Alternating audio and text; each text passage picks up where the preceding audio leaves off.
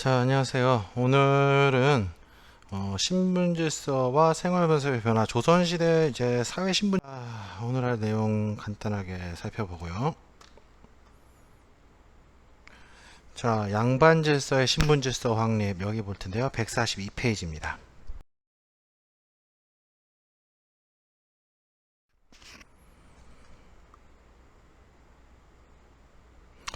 자, 그러면 142페이지 펴시고요. 이제 양천제와 반상제의 개념에 대해서 살펴볼 텐데, 어, 여기 교과서에는 이제 넌지시 나와 있지만 사실 조선시대의 신분제도는요, 법적으로는 자유민인 양인과 비자유민인 자유민인 천인으로 구분되어 있습니다. 이를 이제 양천제라고 부릅니다. 그래서 조선 전기 같은 경우에는 이 전기와 중기 이후에 약간 신분제도가 약간 달라요. 일단 좀 살펴보겠습니다. 자, 양인 같은 경우에는 조세와 국역의 의무를 수행하고 과거 응시와 관직 진출이 가능한 신분입니다. 그리고요, 천인 같은 경우에는 각종 천역을 담당하고 과거 응시 및 관직 진출이 불가한 신분 계층이죠. 근데 이 조선 중기 이후로는요, 이 양인층의 분화가 발생합니다. 양인이라고 다 똑같은 양인이 아니라는 거죠. 그래서 이때부터는 이제 반상제라고 이제 우리가 흔히 이제 개념을 잡는데, 여기서 유의할 점은요, 양천제나 반상제라는 개념은요, 이제 우리가 역사를 바라보면서 후대 사람들이 조선 전기에는 양천제, 조선 후기에는 반상제 하는 식으로 구분을 지은 거지, 당시 사람들은 이거에 대한 명확한 이제 개념 정의가 있는 건 아니었어요. 근데 약간의 둘의 특징적인 게 있다는 거죠.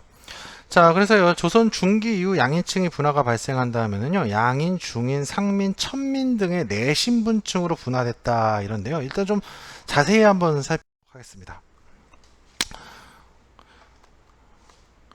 조선 전기 같은 경우에 신분층이 천인과 양인 이렇게 두 신분층으로 구분되어 있다고 보면 됩니다. 선생님, 근데 양반도 있고 막 중인도 있고 그랬던 것 같은데 이게 왜 이렇게 되나요? 이런데요. 자, 양인 같은 경우에요. 양인들은 과거 응시와 관진 직출이 가능하다고 했지 않습니까? 그래서 양인들이 문과 시험 봐요. 문무과 시험 봐가지고 관직에 진출하게 되면 문반이나 무반 같은 관직에 진출하면은 양반이 되는 거고요. 나는 그냥 잡과 불른다. 그래서 이제 기술관직을 얻게 되면 중인이 되는 겁니다. 또, 난 그냥 가만히 있을란다. 과거 시험 합격 못함. 그냥 일반적으로 그냥 살래요. 하면 상민이 되는 거예요. 즉, 이 조선 전기의 신분제로서 얘기하는 양천제라는 건요, 양천제라는 것에서 양반, 중인, 상민의 개념은, 특히 양반, 중인이라는 이제 지배층의 개념은 이게 대대로 내려온 신분이라기보다는 성취 신분, 내가 과거에 합격함으로써 관직에 진출함으로써 얻어지는 신분이었다는 거죠. 즉, 누구에게도 개방되어 있는 신분이었습니다. 원래는요 말이죠. 근데 조선 중기 이후로는 어떻게 되느냐?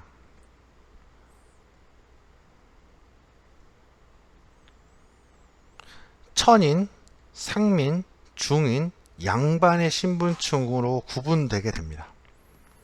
즉, 여기서의 신분은요, 이 아까 말한 양천제에서의 이 성취 신분, 내가 어떻게 함으로써 이 신분을 얻는다, 이런 개념보다는 대대로 세습되는 신분의 개념이 더 강해진 겁니다. 선생님, 이해가 안 가는데요, 이게 어떻게 가능한 겁니까? 하고 묻는다면 일단 양반에 대해서 좀 살펴볼 필요가 있을 것 같아요. 자, 양반 같은 경우에는 원래 문반과 무반 관리를 아울러 부르던 명칭입니다. 그러니까 관직에 진출하면 양반인 거죠. 문무 관직에 진출하면 양반인 겁니다. 기술관 말고요. 그런데 이게 시간이 흐른 뒤에 문반, 무반 관리뿐만 아니라 그 가족들도 양반이라고 부르게 되는 거죠. 뭐 요즘으로 치면 이런 식으로 얘기할 수 있을 것 같아요. 저쪽 집안을 보니까요, 아버지도 의사고, 할아버지도 의사고, 그리고 나도 의사야. 그러면 의사 집안. 혹은 저쪽은 아버지는 변호사고, 할아버지는 뭐 판사고, 나는 지금 로스쿨 다니고 있어. 그러면 법률가 집안. 이런 식으로 지금도 지칭하지 않습니까? 또 이렇게 위에 있는 이제 위에에서 이제 의사나 변호사 하시던 분들도 자기 자식들이 자기와 같은 직업을 가졌으면 하는 마음들이 있는 경우도 있고요. 근데 조선시대 양반을 놓자고요. 조선시대 양반들은 이제 관직에 진출하면 여러 특권이 생깁니다. 그러면 자기 자식들도 나는 양반이지만 우리 아들은 기술관 했으면 좋겠어. 혹은 우리 아들은 그냥 농사나 졌으면 좋겠어 하는 사람이 없었던 거죠. 그러니까 그러다 보니까 이런 사람들은 자기 자식이 관직에 진출할 수 있도록 노력을 하게 되고 또 그 자식들도 유학 공부를 하고 이래저래서 과거를 통해서 합격을 해가지고 관직에 진출할 수 있도록 노력하게 되고 그러다 보니까 할아버지가 관리면 아버지도 관리, 나도 관리 이런 경우가 많았다고요. 그러다 보니까 이 양반이라는 계층이 고정되게 되는 겁니다. 점점.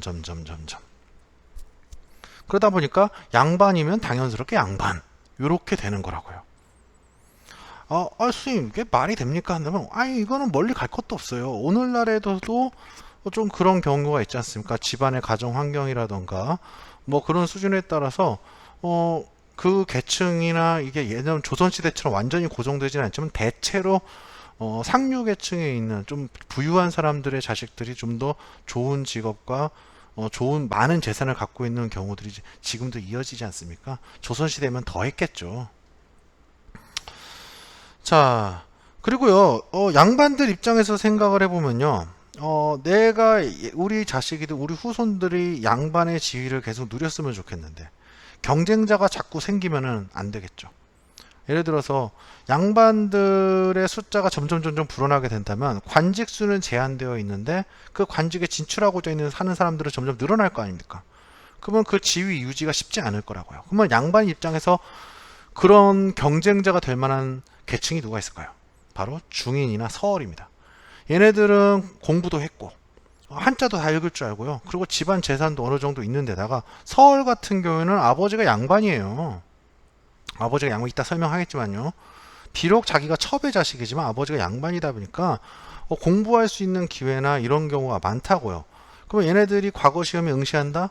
그럼 경쟁자가 되겠죠. 그래서 중인과 서얼을 고정시켜 버립니다. 그래서 중인 같은 경우에는 너는 계속 그냥 기술관료해, 의관이나 역관해 이런 식으로 못을 박아버리고 뭐 아전해 하는 식으로 못을 박아버리고 서얼 너는 문과 보지 마 하는 식으로 양반 신분 획득을 막고요. 이를 통해서 양반의 수가 늘어나는 것을 막았습니다. 잔혹하다고 생각할 수도 있겠죠. 근데 사실 까놓고 보면은 지배층의 입장에서 생각을 해보면 자신의 후손들이 계속 지배층이나 혹은 고위층의 입장을 상류층의 입장을 계속 지켰으면 하는 게 인지산정이에요. 그러다 보니까 그걸 위한 제도를 자꾸 만들어내려고 시도하죠.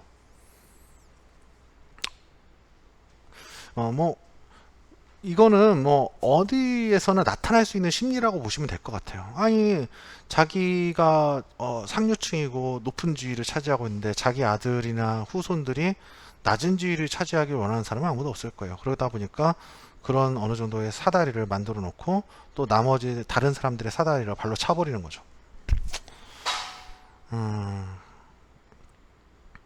자, 일단은 양반은 최고 지배층입니다. 뭐 왕이나 왕족 빼고는요, 사실상 최고 지배층이라 볼 수 있고요. 또 왕족 같은 경우에는 나중에 이제 성종 때 되면 왕족들은 이제 관직을 맡지 못하도록 막아놓거든요. 직계 왕족들은. 그러다 보니까 이제 사실상 최고 지배층이고 각종 특권을 향유했다고 하는데 일단 군역이 면제되고 과거와 음서, 청거 등에 통해서 고위관직을 독점합니다. 뭐 다 아름아름 아는 사람들 아니겠습니까? 그러니까 과거가 아니더라도 뭐 음서가 아니더라도 천거 이런 걸 통해서 관직을 계속하죠. 물론 음서나 천거로서 고위관직을 나가는 건 좀 어려웠지만 최소한 관직을 얻고 자신의 지위를 유지하는 데는 좀 도움이 됐을 겁니다. 그리고 군역 면제 얘기를 하는데 양인이면 무조건 군역에 가는 거였습니다. 원래 맞습니다. 맞아요. 조선시대는요, 그래서 조선 전기 같은 경우에는 재상의 아들일지라도 군역을 치렀고, 뭐 여러분 기억나시는지 모르겠는데, 앞에 그 교과서 보면은 110페이지에 이런 얘기가 나와요. 그래서 종친과 110페이지 군사제도 얘기가 나오면은 종친과 고위 관료의 자제든 고급 특수군에 편입되었다 이런데, 즉 왕족이든 고위 관리의 아들들도 군역을 치렀다고요. 근데 왜 좀 군역 안 치른다고 돼 있냐? 이러면요, 조선 시대에 여러 정변들이 있었어요. 이제 1차 왕자이나 무인정사부터 해서 개유정난, 중종반정, 인조반정, 이런 식으로 쭉 그리고 여러 공신들이 책록이 되는데, 이 공신들의 특권들이 뭐냐면 후손들의 군역이 면제되는 거죠. 근데 이 공신 책록의 범위가요, 후대로 갈수록 더 넓어져 가지고요. 나중에 가면 양반층쯤 되면 자식 선조 중에 공신 아닌 사람이 없어요, 사실. 그러다 보니까 나중에 가면은 자연스럽게 양반이면은 군역을 면제하는 것처럼 돼버립니다. 그리고요, 계속 보겠습니다. 경제적으로 보면요, 일단은 대대손손 물려받았던 토지가 있고요. 그 다음에 노비들도 있었고요. 그리고 관직에 일하면서 그 대가로서 받았던 과전, 그리고 이제 생기 유지비 및 품위 유지비로 받았던 녹봉, 요런 걸 통해서 이제 뭐한다, 일반 상민들과는 다른, 좀 격이 다른 품위 있는 생활을 영위할 수 있었습니다. 그럴 필요가 없었던 게요, 양반들 같은 경우에는 사실 과거 준비를 하는 게 굉장히 중요했어요. 왜냐면 과거 시험에 합격을 못하면요, 양반의 지위를 유지하기가 힘들었거든요. 그리고 양반으로서 소양인 유학을 끊임없이 공부를 해왔기 때문에 사실 노동에 종사하기 굉장히 어려웠습니다. 그러다 보니까 이런 경제적 바탕이 되지 않으면은 양반으로서의 품위 있는 삶을 유지하기가 굉장히 힘들었어요. 그래서요, 양반들의 굉장히 중요한 것 중에 하나는 바로 뭐다? 이 과거에 합격해서 관직에 나가는 겁니다. 그래서 보통 이제 조선 후기 개념으로는 3대에 걸쳐서 과거 합격자를 배출하지 못하면, 그러니까 할아버지, 아버지, 나까지 중에 한 명이라도 과거 합격을 못하면 양반 대접을 안 했습니다. 물론 이 과거 합격이란 게 관직이 아예 나가는 게 아니라 최소한 1차 시험격인 소과는 합격을 해야, 그러니까 이 소과 합격하면 이제 진사라던가 생원의 칭호를 받거든요. 그래서 진사라던가 생원 정도는 돼야 지방에서 양반 대접을 받을 수 있었다고요. 자, 143페이지 계속하겠습니다. 중인입니다. 중인 같은 경우는 넓은 의미로는 양반과 상민 사이에 있는 중간 신분을 이야기하는 게 맞습니다. 근데 좁은 의미로 놓으면요, 잡과를 통해 선발된 기술관들을 의미하고 있습니다. 물론 얘네들만 중인으로 취급하지는 않아요. 이 중인도 마찬가지로 양인층이 분화되면서 하나의 신분층으로 이제 반상제 시절이 되면 이제 고정이 되는데, 조선 중기 이후로요. 이거 말고도 이제 역관, 의관 말고도 이제 이 중앙관청의 하급 관료였던 설이라던가, 혹은 지방에서 이제 지방관을 보호자했던 아전이라고 불렸던 향리들도 이 중인으로 취급이 됐습니다. 이 대대로 직역을 했을 때 아까도 얘기했듯이 조선 시대 같은 경우는 중인층이 문관 관료로 진출하는 것을 막았단 말입니다. 사실 조선 시대 말고 고려 시대 보면은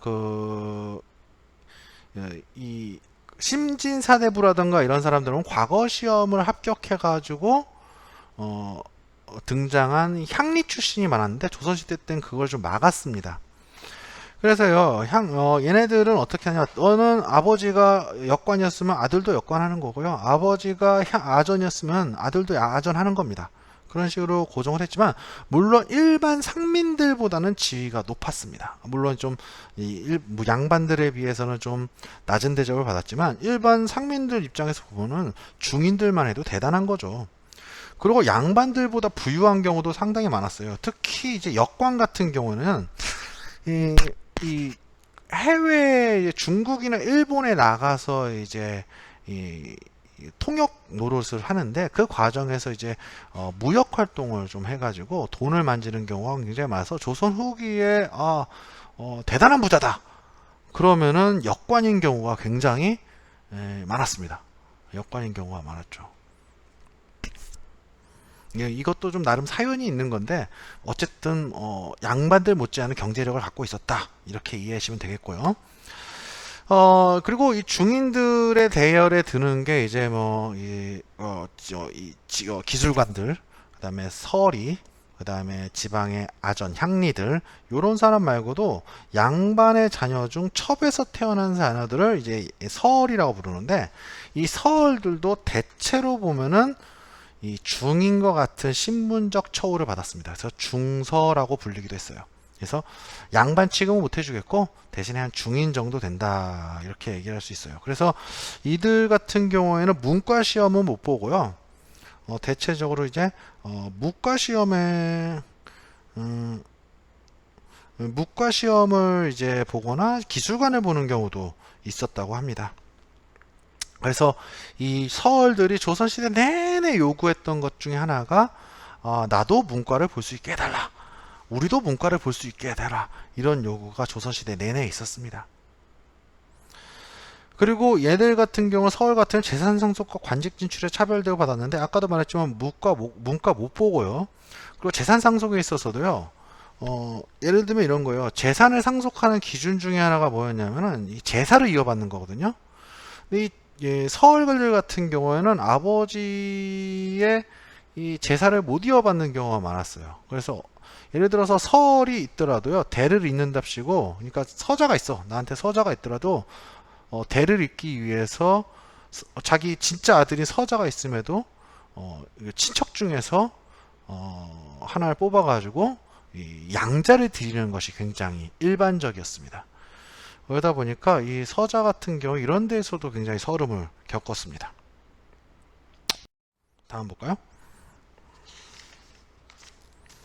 144페이지 보도록 하겠습니다. 자, 상민입니다. 이제 우리가 흔히 보는 보통의 사람들, 상민, 이 사람들은 그래서 평민이나 양인으로도 불렸고요. 농민, 수공업자, 상인을 얘기합니다. 그래서 얘네들이 보통 이제 상민으로 불리고요. 상민의 대부분은 농민이었어요. 조선시대는 이제 농업위주 사회였기 때문에 대부분은 농민이었고요. 그리고 수공업자와 상인 같은 경우에는 전반적으로 농민들보다는 약간 낮은 대우를 받았습니다. 그러니까 이 상민 취급을 해줬는데 그래도 농민이 그래도 낮고 수공업자나 상인들은 좀 그래도 그 아래다 하는 취급을 받았다고요. 그리고 이 상민들은 수공업자나 상인들보다는 농민이 좀 더 높은 대접을 받았다. 천민보단 낫다 하지만 어쨌든 피지배층입니다. 그러다 보니까 국가에서 부여한 의무를 해야죠. 조세, 공납, 군역 등의 의무를 수행해야만 했고요. 그 다음에 신량역천이라고 있습니다. 이 신량역천 같은 경우에 신분상은 양인이에요. 신분은 양인인데 천역을 하는 일이 천에서 천대받습니다. 그러니까 얘네는 좀 엄밀히 말해서 종이치네요. 천민도 아니지만 그렇다고 양인 중에서는 좀 천대받는 그러니까 상민과 천민 사이에 있는 계층 정도로 이해하시면 되겠습니다. 교과서 보면 뭐 하는지가 나와 있어요. 수군, 조례, 수군, 조례, 나장, 일수, 봉수꾼, 역졸, 조졸 이런 걸 이제 칠반천역이라고 부르는 신량역천의 대표적인 직책들인데 이 수군 같은 경우는요. 이게 얼마나 여러분 배 타는 것 자체가 지금이야 좀 그렇지만 조선시대는 배 타는 게 굉장히 빡셉니다. 이제 우리가 지금이야 일단 배를 탄다는 것 자체가 일단은 해난 사고, 그러니까 배가 침몰하거나 뒤집혀서 죽는 거를 전제로 깔아야 하고요. 그리고 이 수군과 배를 탄다는 거에 배를 타고 오래 하면요. 지금이야 이제 보관이나 이런 것들이 좋아지면서 냉장 보관이나 이런 거 좋아지면서 좋은 음식을 먹을 수 있지만 옛날에 배를 타고 가면 좋은 음식을 먹지도 못해요. 왜냐면 보관상의 여러 문제 때문에. 그리고 이제 배에 타고 다니면 이제 질병에도 걸리기 쉽고요. 그리고 지금처럼 배가 크고 안정적인 것도 아니라서 흔들거리고 배멀미 시달리고 이럴 가능성도 높다고요. 그래서 수군은 아무도 안 하려고 했어요. 군역을 치더라도 수군은 아니다. 그래서 이 수군을 징집하는데 굉장한 어려움을 겪어가지고요. 어떤 경우도 발생은 죄진 사람을 수군으로 보냅니다. 죄진 사람을 수군으로 보내는 경우도 있었고요.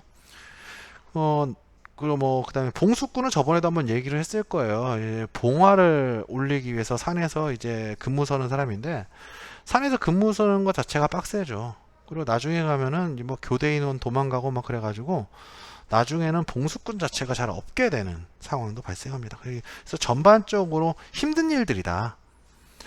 그러니까 힘드니까 아무도 안 하려고 하잖아요. 그래서 고정을 시켰어요. 니네들이 대대손손해 하다 보니까 얘네들이 뭐가 되었다? 사실상 천대받는 계층이 되었다. 이렇게 얘기할 수 있겠습니다. 이 상민들은요, 과거응시나 관직 진출이 가능은 합니다. 가능해요, 실제로도. 실제로 그랬던 케이스가 상당히 많아요. 근데, 과거 합격자 중에 통계적으로 조선시대 합격자들을 보면 30% 이상이 상민 출신입니다. 근데 왜 우리는 상민들이 과거에 진출하는 자유로운 사회였다고, 개방적 사회였다고 조선을 기억하지 않느냐? 이들이 관직에 올라가도 출세하기가 힘들어요. 출세하기가 힘들고, 다 나머지들은 다 양반 출신인데, 그러니까 고위관직에 진출하기도 힘들고, 또 한 가지 문제가 경제적으로도 어려워요, 사실. 왜냐면은 농민증이에요. 그럼 일 안 하고 공부할 수 있겠어요? 일 안 하고 나는 아버님 어머님 일하십시오. 저는 공부하겠습니다.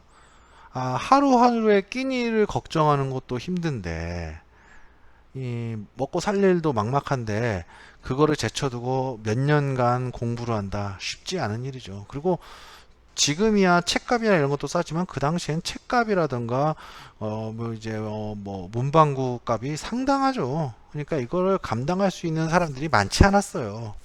그러니까 오히려 상민들에 대해서는 이 과거 응시 기회를 막지 않았는지도 모릅니다.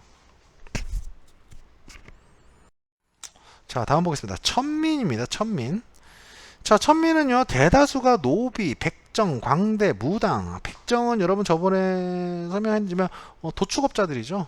도축을 담당하는 사람인데 고려시대 때는 화척이라고 불렸어요. 화척, 양수척이라고 불렸는데 고려시대 때는 이 백정이 일반 백성들, 일반 농민들을 이끄는 그 호칭하는 칭호인데 조선시대 때도 이제 뭐라고 불렀냐면 세종 때 이 화척들, 그러니까 이런 화척, 양수척들이 토지를 일구지 않고 떠돌아 다니니까 야 너희들도 이제 백정해 일반 농민해 하고 백정이라고 호칭을 바꿨습니다.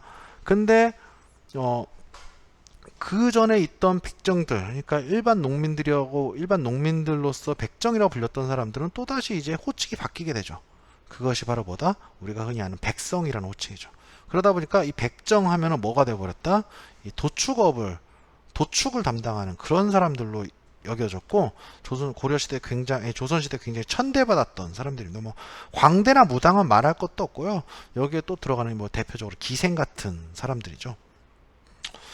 근데 이 중에 가장 많은 건 노비였습니다. 조선시대 노비가 얼마나 많았냐 한다면은 조선 전기 노비의 숫자만 놓고 봐도 최소 30%입니다. 즉 양반들이 이 자신의 그 풍요로운 삶을 유지하기 위해선 자신이 하는 귀찮은 일들을 누군가 해줄 사람이 필요해요. 농사를 짓든 가사 일을 담당하든 누군가가 필요하죠. 그걸 담당했던 사람들이 노비였습니다. 그리고 노비는요 재산으로 취급되고 매매, 상속, 증여가 가능했기 때문에 조선 전기에 이제 그 소송 중에 가장 많은 소송의 범위를 차지했던 게 바로 이 노비 소송입니다. 이 노비 주인이 누구냐 그런 거였죠. 자, 그리고 다음 보겠습니다. 노비에 대해서 한번 보겠습니다. 노비는요 신분은 자손에게 세습이 됩니다. 그러니까 원래 원칙적으로 노비는요 이게 그 여러 종류가 있었어요. 뭐 형벌 노비, 전쟁 노비, 뭐 채무 노비 뭐 이런 것들이 있었는데 이 노비라는 신분이 자손에게 세습이 됐어요.